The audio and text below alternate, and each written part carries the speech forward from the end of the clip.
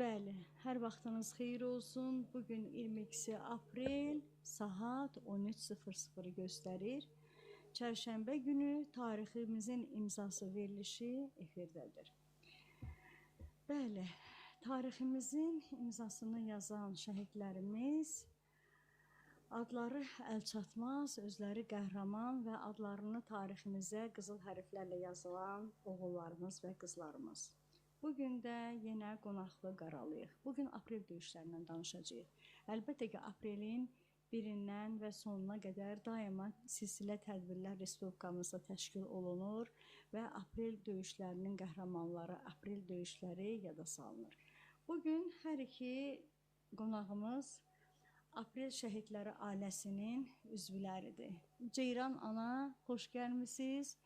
Şəhid Əbdülməcid Axundovun anası Ceyran Həsənova və şəhid polkovnik leytenant Raqub Orucovun Murov Qartalı ləqəbli şəhidimizin qardaşı Zabil mənim. Siz də xoş gəlmisiniz. Və bugün biz yenə də aprel döyüşlərindən danışacağıq və şəhidlərimizi bir daha yada salacağıq və onları ictimaiyyətə təqdim edəcəyik. Düzdür, kifayət qədər bu 10 il ərzində təqdim olunub şəhidlərimiz və daima da aprel döyüşləri şəhidləri haqqında filmlər və müəyyən bir tədbirlər keçirilir. Amma nə qədər danışsaq belə azdır, çünki şəhidlər heç vaxt unudulmamalıdır. Ceyran ana, mən sizlə ilk müsahibə alanda sizdə bir xanımlığı kəşf etdim. Çox məğrur ana. 10 il bundan əvvəl bir müsahibim oldu siz və yəqin ki, xatırlayırsınız o müsahibəni. Və sizdən müsahibə alıb evə gəlib o materialı yazanda, o yazanı yazanda dedim, necə məğrur bir anadır, necə məğrur dayanıbdır. Oğul verib, amma vətən sağ olsun deyir. Və bugün də ictimaiyyətçi xadimsiz və kifayət qədər ictimaiyyətdə tanınan bir xadimsiz və bir xeyli də işlər görmüsünüz. Şəhid ailələrində, şəhid tədbirlərinin düzənlənməsində və yetərincə də oğlunuzu və onun simasında olan aprel şəhidlərini tanıdırsınız. Hətta filmlər çəkdirmisiniz, onların təqdimatını düzənləmisiniz. Mən buna görə sizə təşəkkür edirəm öz adımdan və Best FM kollektivinin adından sizə öz təşəkkürümü bildirirəm ki, bizim şəhidlərimizi daima yada salan bir anasınız. Siz həm şəhid anasısınız, həm də ictimai xadimsiz. Və bu yolda daima şəhidləri tanıtmaq istəyən bir anasınız. Nə xoş bizə ki, bax bizim bu cür ictimai, savadlı şəhid analarımız var. Buyurun, xoş gəlmisiniz. Çox sağ olun, təşəkkür edirəm. Yeganə xanım, ilk öncə Best FM radiosuna təşəkkürümü bildirirəm və dəvət üçün sizlərə minnətdaram. Sağ olun ki, belə bir gündə, xüsusən aprel döyüşlərinin 10 illiyi ərəfəsindədir, bu çərçivəsində keçirilən tədbirlər çərçivəsində bizi də dəvət etmisiniz. Bu çox önəmlidir şəxsən mənim üçün, çünki bu elə bir tarix oldu ki, bu Azərbaycanın hərb tarixinə yazılmış bir tarixi hadisə oldu. İlk qalibiyyət yolu bəli, oldu. Azərbaycanın elə bil ki, tarixində ilk zəfər döyüşü oldu. İlk zəfər döyüşü. Hansı ki, 23 ilə yaxın biz o sevinci, o xəbəri gözləmişik ki, nə zaman döyüş olacaq, nə zaman barış olacaq, nə zaman torpaqlarımız geri alınacaq. Bax, bu arzu ilə bütün xalqımız yaşayırdı və hamımızın da amalı, niyyəti bu idi ki, Azərbaycanımız bütöv olsun. Bizim o işğalda olan torpaqlarımız azad olunsun. Bu da elə bir vaxta təsadüf etdi ki, əlbəttə ki, bu döyüşdə, belə bir hadisədə mənim də evladımın payına düşdü həmin döyüşlər. Mənim bir şey yadımdadır, bir hadisəni deyim mən ki, Əbdülməcidi mən hərbi xidmətə yola salanda, o təbii ki, Texniki Universiteti bitirdi, məzun oldu 2015-ci ildə və iyulun 20-sində mən onu əskəri xidmətə yola saldım. Və qaydan kimi onun üçün bir paylaşım elədim sosial şəbəkədə, şəklini paylaşdım və belə bir status yazdım orada ki, o gün olsun ki, qələbə xəbəri ilə dönüş edəsən, dönəsən oğlum. Bax, belə bir şey yazdım mən. Düzdür, həqiqətən də qələbə xəbəri ilə döndü, amma sağ salamat yox, üç rəngli bayraqda döndü. Nə qədər acı olmuş olsa da belə, yenə burada vətən sözü var. Bütün hər bir acının, hər bir niskilin qarşısında vətən sözü var. Torpaq niskili var. Əlbəttə ki, bunun qabağında biz acımızı uduruq və vətən sağ olsun deyirik. Əlbəttə ki, Əbdülməcidi biz analar böyütdük. Bizim ailədə böyüdü. İlk öncə o tərbiyəni bizdən aldı. Ana sevgisini, vətən sevgisini, torpaq sevgisini biz aşıladıq ona. Onu da deyim ki, aşılamaqdan deyil, o gərək Allahdan verilən bir hər bir oğula, hər bir evlada Allah tərəfindən bir yazı verilir, bir necə deyim onu sizə, qismət verilir. Bax, bu onun həm də özünün daxilində olan bir xarakteri idi onun. Təkcə mənim verdiyim tərbiyədən deyil, onun özünün də daxilində elə bir xarakter var idi ki, Bayraktar idi. Çox vətənpərvər idi. Evdə 2 oğlum böyüyürdü, amma o tamamilə fərqli idi. Yəni o biri oğluma nisbətən o tamam fərqli idi. Vətən sevgisi var idi onda. O Qarabağı görməmişdi. Qarabağı sadəcə yazılardan, kitablardan oxuyurdu, dərslərdə onlara təbliğ olunurdu, ailədə biz təbliğ edirdik, televizordan eşidirdi, Qarabağ haradır, nədir. Bilirsiniz, onda o qədər sevgi yaranmışdı ki, elə həmişə deyirdi ki, gör Qarabağ, adı Qarabağdır, bəxti qara gətirməsin, amma ayana həmişəlik bir ki, bu torpağın bəxti qara gətirdi ki, Qarabağda adı Qarabağ olduğu kimi bəxti də qara oldu. Görün nə qədər faciələr yaşadı. Oğlum 93-cü ildə anadan olmuşdu və o zaman artıq bizim torpaqlar işğala məruz qalmışdı və hər birimiz düşünürdük ki, yəqin ki, tez bitər də, bu müharibə tez bitər, evlatlarımız artıq azad bir ölkədə böyüyər, amma elə olmadı, elə oldu ki, elə o torpaqlar onların dövründə işğal olundu və onların alınması da bunların payına düşdü. Bəli, Əbdülməcid tanımırdı Qarabağı, sadəcə eşitmişdi, amma Qarabağda tarix yazdı.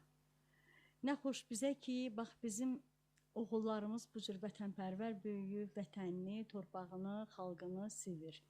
Sevib və adını qızıl hərflərlə hərb tariximizə yazıb. Zabil müəllim, xoş gəlmisiniz və Murov Qartallı rəqəbli bir oğulun qardaşısınız və əslən də Ağdamlısınız, Qarabağlısınız. Mən yazılarımın birində yazmışdım ki, şəhid ananın şəhid oğlu. Bəli, Raqib Orucov özü şəhid ananın şəhid oğluydu və 1-ci Qarabağ müharibəsindən ta aprel döyüşlərinə qədər o insan demək olar ki, ev üzü görmədi. Daima hərbidə və Murov dağının alınmasında belə onun müstəsna rolu var idi və aprel döyüşlərində, digər döyüşlərdə həmişə öndə olan bir oğul olubdu. Hətta eşitdiyimə görə ermənilər ondan çəkinirmiş, qorxurmuş, həm qamətinə görə, həm onun peşəkarlığına görə, həm də ki, o gözəl bir komandir idi, ata idi demək olar ki. Buyurun, sizi eşitirik, qardaşımız haqqında xatirələrinizdən danışın. Təşəkkür edirəm ilk öncə bizi bura dəvət etdiyinizə görə. Mən ilk öncə Ceyran anamızın timsalında bütün şəhid anaların bu efir vasitəsilə dinləyiciləri salamlayıram. Buradan şəhid ruhlarını salamlayıram. Bizim üçün ölmə daima qəlbimizdə yaşayan qəhrəman övladlarımızın ruhunu salamlayıram. Həqiqətən onların ruhu bizləndir, azad olmuş ruhlardır. Mən həmişə deyirdim, torpaqlarımız işğal altında olanda şəhid olan ruhlar 1-ci Qarabağ müharibəsində əziyyət çəkən ruhlardır. Amma bugün şad ruhları salamlayıram mən. Əlbəttə ki, hamısını İlk öncə şaddır. BES Radio bütün kollektivini salamlayıram, təşəkkür edirəm. Raqib Orucov həqiqətən, Raqib Orucov haqqında bir qardaş kimi danışmaq istəmirəm, bir komandir kimi danışmaq istəyirəm. Həqiqətən ailədə 5 övlad olmuşuq, 4 qardaş bir bacı. Raqib həqiqətən bu 4 qardaşdan tam bir xüsusiyyətlərinə görə fərqlənən bir insan olub. Raqibin 13 yaşına qədər mən qardaşı kimi görmüşəm. 13 yaşından sonra Raqib tam fərqli bir hərbisi kimi, bir komandir kimi görmüşük onu. Raqib heç inanmazdım ki, nə vaxtsa hərbiçi sənətinə yiyələnə, hərbiçi ola.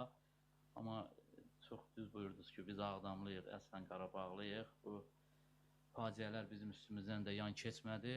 Ən yaxın doğmalarımı itirdik. 92-ci ildə Raqiblə həm yaşıd olan daimi itirdim, şəhid oldu. 93-cü ildə öz kəndimiz işğal olunan zaman anamız şəhid oldu və o şəhid ananın ruhu qarşısında Raqibin həqiqətən diz çöküb ürəyində nəsə danışdığını mən gördüm və onun amalı da, onun arxasında Raqif Orucovun böyük bir hərbisi, böyük bir sərkərdə və mən həmişə Raqifə böyük bir əsgər olduğunu gördüm. Orada diz çökəndə mən bildim ki, o söz verir ki, mən sənin qisasını və işğal altında olan torpaqlarımızın qisasını heç vaxt yerdə qoymayacağım. Və bu zaman bilirsiniz, hərbi məktəb oxuyanda 5 il davam edir. Raqif Orucov o zamanlar keşməkeşli dövrədə 95-ci ildə ordumuz tam formalaşmamışdı. Ora zabit heyəti lazım idi və o dövrdə də Raqif Orucov 2 il 93-dən 95-ə qədər təhsil aldıqdan sonra öz könüllü ərizəsi ilə mən artıq komandir kimi fəaliyyət göstərə bilərəm. Öz ərizəsi ilə Azərbaycanın ən çətin regionunda, ən çətin reyliyyətində, bəli, Murovdağda xidmətə başladı. Xidmət elədi. Ona görə də Murov Qartalı adlanırdı o. Bəli. Mərhum şairimiz Məmməd Araz həmişə bir gözəl sözü var. Murovda bir gün xidmət bir ömrə bərabərdir. Raqif Orucov o çətinliyə baxmayaraq xidmətini orada başladı. Orada ilk kəşfiyyat tağının komandiri kimi fəaliyyətə başladı. Bilirsiniz, keçmə-keçdi dövrlər idi. Həmişə torpaqlarımıza müharibə dursun qırağa bizə başqa dövlətlərdən böyük müdaxilələr var idi. Dövlətimiz təzə formalaşırdı. Ulu öndərimiz Heydər Əliyev təzə gəlmişdi dövlət başçısına və o da çətinliklərlə dövlətimiz qurulurdu və ən böyük qayğı da ordumuzun üstünə düşürdü. Orada da çətinliklərə baxmayaraq həmişə Raqif kəşfiyyata gedəndə mən ona həmişə sual verdim ki, yəqin ki, sizin veşmişok deyirik də, əsgər çantası. Orada çox böyük ərzaqlar var, çox böyük təminatlar var. O gülərək deyir ki, mən həmişə fikirləşirdim ki, hər bir əsgərə bir çörək düşsün 3 gün ərzində. Biz onu yeyib, ona qane olub, öz əməliyyatımızı, tapşırığımızı yerinə yetirək, geri qayıdaq. Raqif Orucov tək ailə üçün döyüşmədi, tək vətən üçün döyüşmədi, bütün Azərbaycan üçün döyüşdü. Bütün ölkə hüdudlarımızdan kənarda olan bizim həmvətənlərimiz var. Onların hansı ki, orada yaşamasına maneçilik törədən hansı erməni qəsbkarları vardı ki, onlara həmişə üstdən aşağı baxırdı, onlara aşağı səviyyədə baxırdı. Nəinki Raqif Orucov, bizim 30 minə yaxın Qarabağda şəhid olan soydaşlarımız, qardaşlarımız, əzizlərimiz, doğmalarımız, həmçinin bizim burada oturan anamızın övladı Əbdülməcid qardaşımız. Yəni, onlar bütün dövlət üçün, bütün xalq üçün bu qara yaranı, bu acını, bu silinməz ləkəni alnımızdan götürməklə öz şirin canlarından, öz qanlarından keçdi və sonda da bilirsiniz, aprel ərəfəsidir, aprel döyüşləridir. Sonda onların döyüşü də son döyüşü apreldə oldu. Əlbəttə ki. Az sonra qayıdacağıq aprel döyüşlərinə. İndi isə musiqi fasiləmizə çıxırıq. Bizimlə qalın. Bəli, Best FM radiosunun canlı efirindəyik. WhatsApp nömrəmizi sizə xatırladırıq. 060 337 0000. Bəli, qonaqlarımız Şəhid Əbdülməcid Axundovun anası Ceyran xanım və Murov Qartalı, Raqif Orucovun qardaşı Zabil müəllimdir. Ceyran ana, şəhid anaları, qəhrəmanları bəxş edən müqəddəs analardır və sizin profilinizdə və Facebook səhifələrində, Instagram səhifələrində və müəyyən sosial şəbəkələrdə bir rəsm var. Həqiqətən də o rəsm deyərdim günün rəsmidir, ilin rəsmidir, illərin rəsmidir. Əbdülməcidlə sizin bir yorğanama, adyalama bürünmüş bir şəklinizdir. Hətta WhatsApp profilinizdə də o şəkil var. Həqiqətən də o şəkil o qədər doğma bir şəkildir ki mənə. Çünki biz orada ana-bala məhəbbəti daha çox tərənnüm edilir. O şəklin tarixçəsi haqqında istəyərdim danışasınız. Yəni xanım, deməli 2015-ci ilin iyul ayı idi. Biz iş yerimizdən hər zaman gəzintilərə gedirdik. Hər gəzintidə də... Əskərlik dövründəki şəkil deyil. Yox, əskərlikdən bir gün öncə, əskərlik xidmətinə getməmişdən bir gün öncə çəkilmiş şəkildir o. Bəli. Və gəzintini iş yoldaşlarım elə Əbdülməcidə görə, çünki o hər zaman bizimlə bir yerdə gedərdi də. Mən işarlarımı da özümlə aparardım. Əbdülməcidi də çox sevərdi mənim kollektivim. İyul ayının 19-unda biz getdik Qubaya gəzintiyə. Çox soyuq bir hava idi. O qədər soyuq idi ki, biz hətta orada bir adyala büründük, hamımız da büründük. Oturduq, yəni bir qapalı bir yerdə Və orada mən telefonumu verdim ki, bir dənə şəklimizi çəkdirək. Çəkdirdik. Tez telefonu əlimdən aldı Əbdülməcid. Götürdü, qoydu telefonumun ekranına həmin şəkli. Dedi, ana, mən əskərlikdən qaydana kimi bu şəkli buradan götürmə. Dedim, ana qurban, yox, niyə götürürəm, heç vaxt götürmərəm bunu. Bax, o şəkil o vaxtdan mənim telefonumun ekranındadır və onu mən bütün profillərimə qoyuram. Əlbəttə ki, daimi, əbədi şəkil oldu mənim üçün. Hər yerdə o şəkli mən mütləqdir, mən onu heç vaxt çıxara bilmərəm. Hətta onun şəkillə bağlı indi müəyyən məsələlər var ki, bildiyiniz kimi mən indi qapanmışam və mənə iradlar bildirildi ki, artıq siz o şəkli yığışdırın, oradan götürün. Dedim, yox, o mənim həyatımın tarixidir. Mən onu, tarixi mən silə bilmərəm həyatımdan. Əlbəttə, tarix yazan Hər kəsin bir oldu. keçmişi olub, Bəli, özü o bəli. mənim elə bir Bəli. oğlumdur ki, mən onu heç vaxt dəyişmərəm, o mənimlə elə ölənə qədər belə də gedəcək. Bax, belə yaranmışdı o şəkil və onun səhərsi günü gəldik, ayın 20-si qayıtdıq, gəldik və həmin gündə onu əskərliyə, hərbi xidmətə yola saldım. Əskərliyə getmək də onun öz arzusu, istəyi, o qədər həvəslə gözləyirdi o Və günü.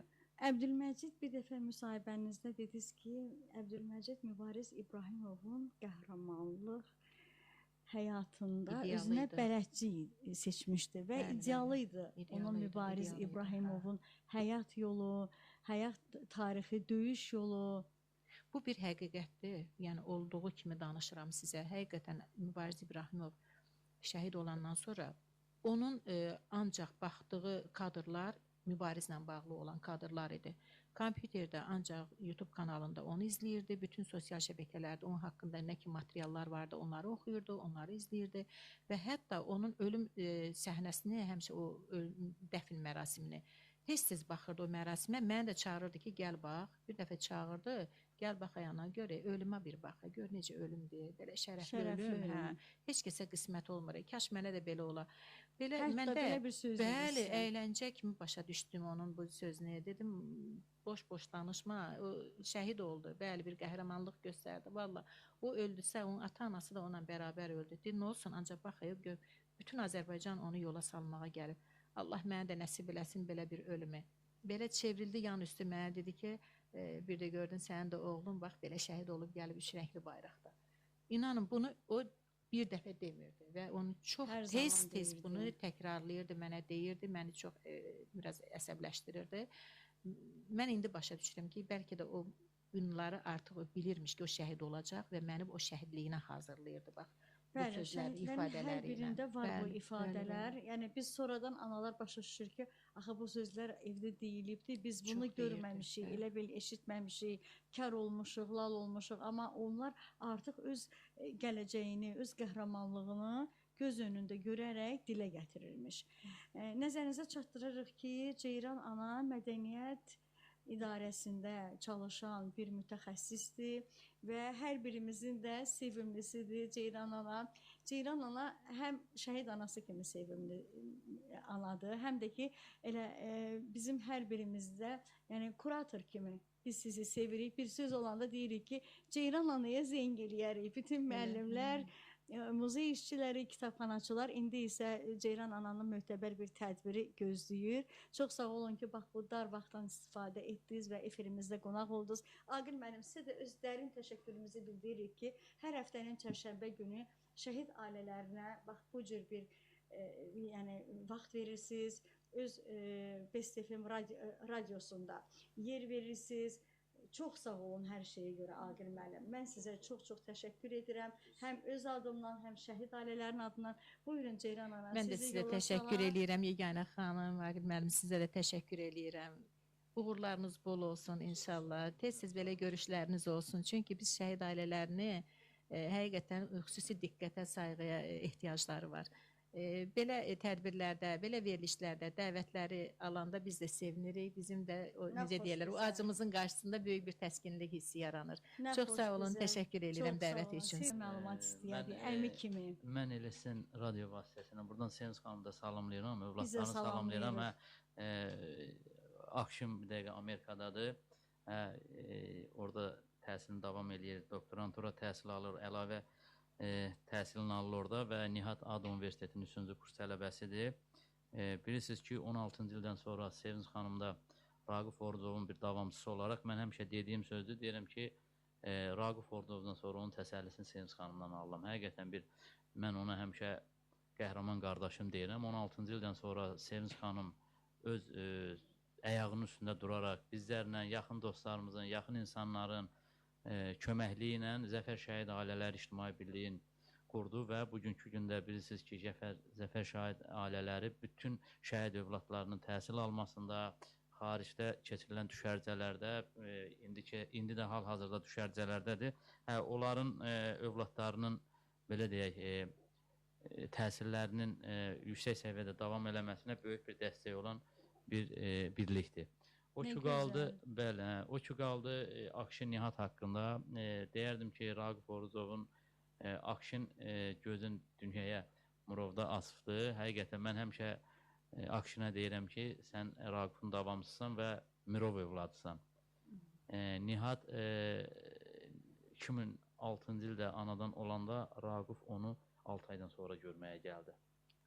Mənim üçün xidmətdəydi. Bəli. Mənim üçün bu gün həqiqətən o keçən günlər o qədər çətin gəlir ki, hərdən varaqlayıram albomu ki, Raqifin hansısa bir övladı ilə, ailəsi ilə bir xoş istirahət zonasında, bir nə bilim, istirahət məkanlarında bir şəklini təkin məfsuslar olsun ki, onlar yox. Raqif Orucov özünüz bilirsiniz ki, En Sahil Hərbi hissənin komandiri olub, tabeçiliyində 2000-ə yaxın əskər, 250 nəfərə qədər zabit heyəti olub. Çox fərqli, belə deyək, çox düşüncəli, çox, belə deyək, Raqif Orucov şəhid olanda həmişə bütün ordu, bütün onun hərbi yoldaşları deyir ki, kəşfiyyatın onurlu sütununu itirdik biz. Bəli.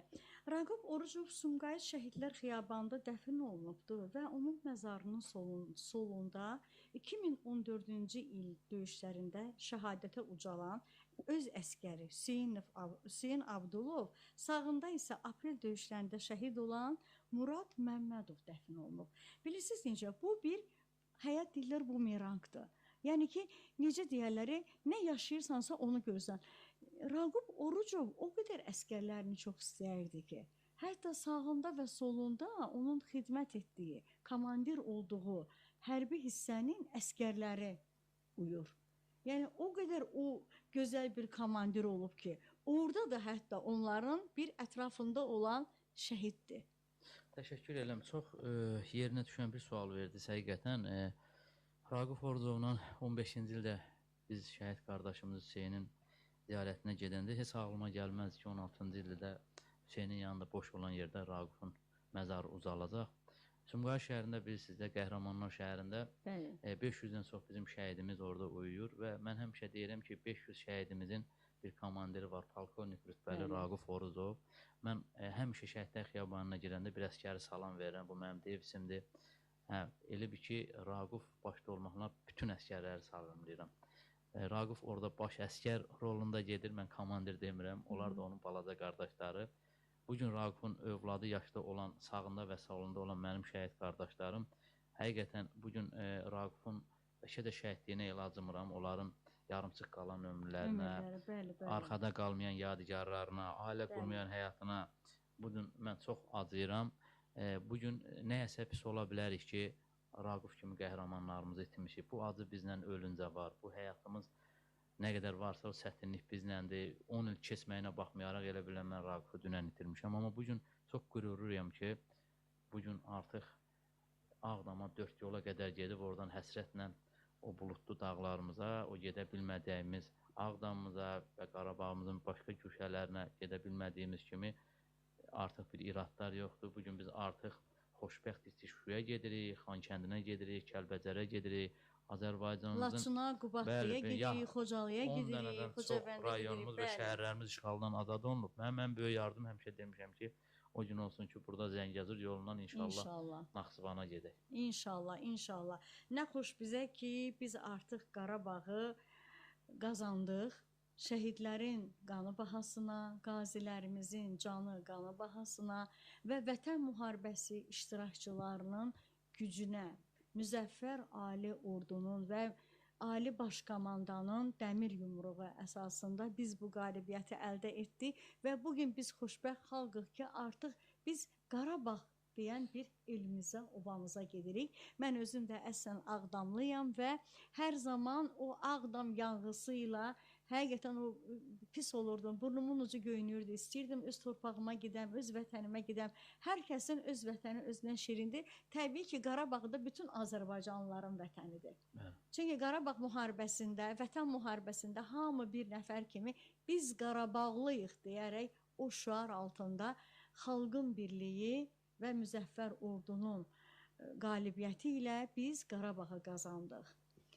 Bəli, gəldik çatdıq verilişimizin sonuna. Sonda sizdən Mən son sözünüzü deyin mən və yeri gəlmişəm bir aşiyanı vurğulayım. Bugün Azərbaycanın milli qəhrəmanı Allahverdi Bağırovun doğum günüdür. Bizim üçün Amin. heç vaxt ölməyən, qəlbimizdə qəhrəmanımız. öz qəhrəmanlıq heykəlini qoyan Qarabağın qəhrəman oğlu Allahverdi Bağırovun bütün ailələrin, bütün Allahverdi sevənləri, bütün Qarabağ sevənləri buradan salamlayıram və Orucovlar ailəsi olaraq sizə, həmçinin bizim dəyərli qardaşımıza, Best Radioda əziyyəti olan hər bir şəxsə öz təşəkkürümü bildirirəm ki, bugün bizi aradınız. Nə xoş bizə, sizdən gələn hər bir zəng bizim üçün qürur vericidir, sevindiricidir.